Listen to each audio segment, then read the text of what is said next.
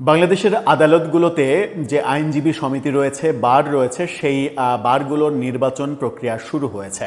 বিভিন্ন বারে নির্বাচন হয়ে গেছে। এরই মাঝে ঢাকা সুপ্রিম কোর্ট বারের নির্বাচন ছিল আগামী মাসের 15 তারিখে, কিন্তু সেটা হঠাৎ করে সরকারের তড়িঘড়ি সিদ্ধান্ত আমরা দেখলাম সেই নির্বাচন স্থগিত করে দেয়া হলো। সেই নির্বাচন 15 তারিখে হবে না। সেখানে রাজনীতির গন্ধ শুঁকে পাচ্ছেন অনেকে, শুঁকতে পারছেন, গন্ধ নাকে আসছে, এখানে রাজনীতি হচ্ছে। এবং এই আলোচনাগুলো যখন চলছে তখন একটি বার থেকে অভিযোগ এসেছে, একেবারে স্পষ্ট অভিযোগ, যে সেখানকার নির্বাচনে আওয়ামী লীগের আইনজীবীদের নির্বাচনে বাধা দেয়া হয়েছে এবং আওয়ামী লীগের আইনজীবী যারা রয়েছেন তাদের কোনোভাবেই নির্বাচন করতে দেয়া হবে না। এরই মাঝে একটা বারে এরকম অভিযোগ পাওয়া গেছে যে এবারের নির্বাচন একপাক্ষিক নির্বাচন হয়েছে বলেও অভিযোগ ছিল। চট্টগ্রাম না, ময়মনসিংহে এই ঘটনাটা ঘটেছে। আওয়ামী লীগের আইনজীবীদের নির্বাচন করতে দেয়া হবে না, এরকম অভিযোগ এসেছে। চলুন একটু জেনে দেখি ময়মনসিংহে কি ঘটনা ঘটলো এবং ঢাকার মূল যেটা সবথেকে বড় সুপ্রিম কোর্ট বার, যে বার সারা দেশের আইনজীবীদের কন্ট্রোল করে, সেই নির্বাচন কেন স্থগিত করে দেয়া হলো। এখানে কি একটা বড় রাজনীতি চলছে কিনা, যে রাজনীতিটা সরকার থেকে করা হচ্ছে কিনা? থাকবেন পলিটিক্স টিভির নিয়মিত আয়োজন। বলছিলাম, ময়মনসিংহ থেকে অভিযোগ উঠেছে আওয়ামী লীগের প্রার্থীদের নির্বাচন করতে দেয়া হবে না। গণমাধ্যম বিডি নিউজ 24 এই ভয়ঙ্কর প্রতিবেদনটা তুলে এনেছে। তাদের শিরোনামটা দেখে নিন। সেখানে বলা হচ্ছে, ময়মনসিংহ বারে আওয়ামী লীগের দোসরদের বাদ দিয়ে ভোট, 16 আইনজীবীকে বাদ দেওয়ার বিষয়টি নিয়ে আলোচনা সমালোচনা। এমনকি তাদেরকে ভোটও দিতে দেয়া হবে না, এই ব্যাপারটা সামনে এসেছে। ময়মনসিংহ জেলা আইনজীবী সমিতির নির্বাচনে আওয়ামী লীগের দোসর আখ্যা দিয়ে 16 জনের প্রার্থিতা বাতিল করেছে রিটার্নিং কর্মকর্তারা। আওয়ামী লীগের দোসর, তাই তার বাতিল করার ইস্যু কি? সে আওয়ামী লীগের দোসর। তো আওয়ামী লীগের দোসর, আওয়ামী লীগের সাপোর্টার, এই তো আওয়ামী লীগের যদি সাপোর্টার হয়, তার বিরুদ্ধে যদি কোনো মামলা না থাকে, অপরাধ না থাকে, তাহলে তিনি একটা নির্বাচন করতে পারবেন না। একটা বারে তিনি নির্বাচনের যোগ্যতা হারাবেন। এটাই হচ্ছে রিটার্নিং কর্মকর্তার প্রার্থী বাছাইয়ের ক্রাইটেরিয়া। কি মেটিকুলাস ব্যাপার! প্রফেসর ইউনুস গিয়েছেন, কিন্তু মেটিকুলাস ব্যাপারটা এখনও কেন যেন যাচ্ছে না।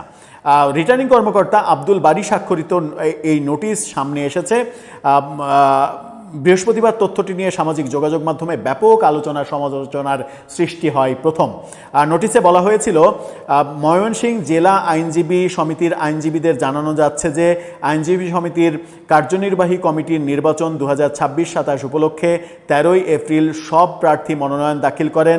বুধবার নিষিদ্ধ ঘোষিত সংগঠন ও ফ্যাসিস্টদের সহযোগীদের দাখিলকৃত মনোনয়নপত্র বাতিল বলে গণ্য করা হলো। একমাত্র অপরাধ হচ্ছে তিনি হয় আওয়ামী লীগ করেন কিংবা আওয়ামী লীগের সমর্থক, অন্য কোনো গোষ্ঠীর সদস্য তিনি। মনোনয়নপত্র বাতিলের তালিকায় রয়েছেন সভাপতির পদেও বাতিল করা হয়েছে বদরুদ্দিন আহমেদ, সহসভাপতি পদে দিদারুল আলম, AKM কামাল হোসেন, মিজানুর রহমান তালুকদার, সাধারণ সম্পাদক পদে এমদাদুল হক, সহ সম্পাদক পদে সাইফুল ইসলাম, কামরুল ইসলাম, শাহবিয়া হক কানিজ, অডিটর পদে ইশতিয়াক আহমেদ ইমন, সদস্য পদে AKM মুনমুন আহমেদ, রফিকুল ইসলাম ফকির, সাবিহা সুলতানা, M কামরুল হাসান সরকার, ফুয়াদ হাসান নিউটন, আবদুল্লাহ আল নাইম ও তানিয়া আক্তার রেশমি, তাদের প্রার্থিতা বাতিল করে দেওয়া হয়েছে। সভাপতি সম্পাদক এই দুটো পদও বাতিল করে দেওয়া হয়েছে, যেন এখানে অনায়াসেই সরকার পক্ষের আইনজীবীরা বিজয়ী হয়ে আসতে পারেন। কারণ ময়মনসিংহ এই এলাকাটা সাধারণত আওয়ামী লীগ অধ্যুষিত এলাকা। এই এলাকায় আওয়ামী লীগকে এই কৌশলে বাদ না দিলে সেখানে বিজয় ছিনিয়ে আনাটা অনেক বেশি কঠিন ব্যাপার। সেই কারণে এই মেটিকুলাস পদ্ধতিটা অবলম্বন করা হয়েছে। বদরুদ্দিন আহমেদ জেলা আওয়ামী লীগের সহসভাপতি, এমদাদুল হক ঈশ্বরগঞ্জ উপজেলা আওয়ামী লীগের সাংগঠনিক সম্পাদক, ইশতিয়াক আহমেদ ইমন জেলা ছাত্রলীগের সাবেক উপপ্রচার দপ্তর সম্পাদক, ফুয়াদ হাসান নিউটন ত্রিশাল পৌর যুবলীগের সাধারণ সম্পাদকের পদে রয়েছেন। সহ সম্পাদক পদে প্রার্থী হওয়া সাইফুল ইসলাম বলেন, আমি কোনো রাজনৈতিক দলের সঙ্গে সম্পৃক্ত না, স্বতন্ত্র প্রার্থী হিসেবে প্রতিদ্বন্দ্বিতা করছিলাম এবং কোনো প্যানেল থেকে প্রার্থী হইনি। আমি সক্রিয়ভাবে রাজনীতি করার সুযোগ পাইনি। যখন ছাত্রলীগ বা যুবলীগের লীগের রাজনীতি করার বয়স ছিল তখন আমি দেশে ছিলাম না এবং পড়ালেখা করেছি কলকাতার বিশ্ববিদ্যালয়ে। তবে আমি দেশে ফেরার পর আওয়ামী লীগের প্যানেল থেকে কার্যনির্বাহী সদস্য হিসেবে একবার নির্বাচিত হয়েছিলাম, কিন্তু আমার কোনো দলীয় পদবি নেই। সাধারণ সম্পাদক পদে প্রার্থিতা বাতিল হওয়ার প্রসঙ্গে এমদাদুল হক বলেন, অগণতান্ত্রিকভাবে প্রার্থিতা বাতিল করা হয়েছে। গণতন্ত্র বহির্ভূত একটি বাক্য নিষিদ্ধ ঘোষিত কোনো সংগঠন বা ফ্যাসিস্টদের সহযোগী নির্বাচনে অংশগ্রহণ করতে পারবেন না, নোটিশে উল্লেখ করা হয়। আইনজীবী সমিতির গঠনতন্ত্র অনুযায়ী সদস্য হওয়ার পর যে কেউ নির্বাচনে অংশগ্রহণ করতে পারবে। অর্থাৎ আইনজীবী সমিতির নির্বাচনে ওই কে আওয়ামী লীগ করে কে বিএনপি করে এটা মানে যাচাইয়ের কোনো সুযোগ নেই। যাদের বাতিল করা হয়েছে তাদের অনেকে নতুন এবং কোনো রাজনৈতিক দলের সঙ্গে যুক্ত নেই। আমাদের সঙ্গে সাধারণ আইনজীবী পরিষদের ব্যানারে জাসদ, বাসদ, কমিউনিস্ট পার্টি, গণফোরাম, তরিকত ফেডারেশন, জাতীয় পার্টি রয়েছে। বিষয়টি নিয়ে আমাদের জ্যেষ্ঠ আইনজীবীদের সঙ্গে বসে পরবর্তী করণীয় ঠিক করা হবে। জেলা আইনজীবী সমিতির নির্বাচনের রিটার্নিং কর্মকর্তা আব্দুল বারী প্রার্থিতা বাতিলের বিষয়ে কোনো মন্তব্য করতেই রাজি হননি। তিনি কি বলবেন, তার তো কিছু বলার নেই। সাধারণ আইনজীবীরা বলছেন, আওয়ামী লীগের দোষর আখ্যা দিয়ে 16 জনকে বাদ দেওয়ায় এখন সেখানে বিএনপি ও জামাত ইসলামীপন্থী আইনজীবীদের মধ্যে প্রতিদ্বন্দ্বিতা হবে এবং বিএনপি খুব সহজেই জিতে যাবে। 12 এপ্রিল জেলা আইনজীবী সমিতির তফসিল ঘোষণা করা হয়।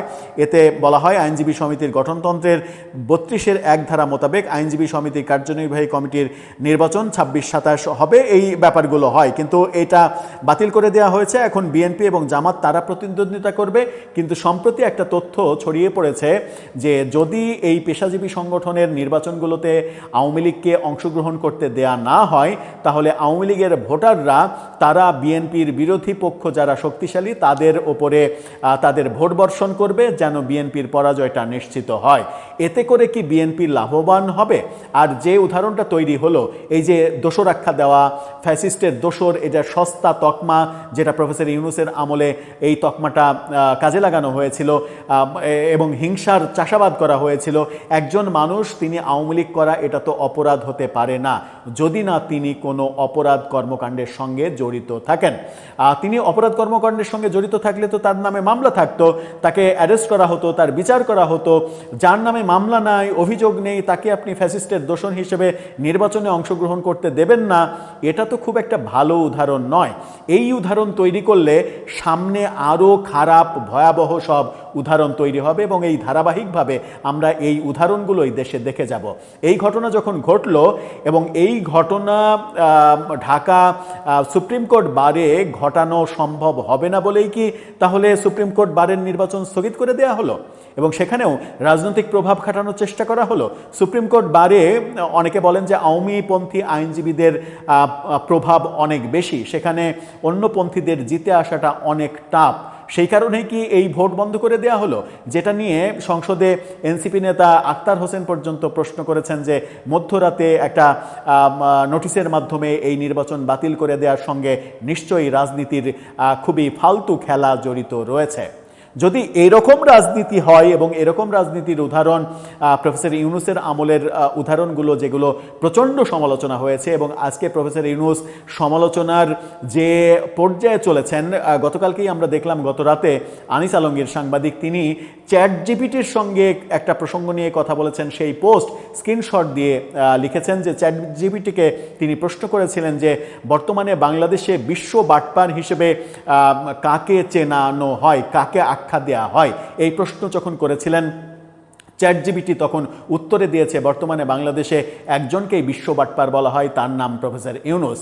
এই যদি হয় চ্যাট জিপিটির উত্তর, তাহলে কতটা সম্মানহানি প্রফেসর ইউনূসের হয়েছে 1.5 বছরের শাসন আমলে। এই উদাহরণ থেকে যদি বর্তমান সরকার না শিখে তাহলে সেটা খুব একটা ভালো উদাহরণ হবে না। যে কারণে আমরা আওয়ামী লীগকে বিদায় করলাম, আওয়ামী লীগকে ফ্যাসিস্ট বলে তাড়িয়ে দিলাম, সেই একই উদাহরণগুলো 100 গুণ বেশি প্রফেসর ইউনূস দেখিয়েছেন এবং তারপরে প্রফেসর ইউনূসের ধারাবাহিকতা যদি আবার নতুন সরকার রক্ষা করেই চলে তাহলে তো কোনো পরিবর্তন পেলাম না। ব্যাপারটা এরকম হলো যে লাউ সেই কদু, কিন্তু আমরা তো বাংলাদেশের রাজনীতিতে যে লাউ সেই কদু দেখতে চাই না। একটা পরিচ্ছন্ন রাজনীতি দেখতে চাই যেখানে সবার সহ অবস্থান থাকবে, গণতান্ত্রিক অধিকার সবার থাকবে।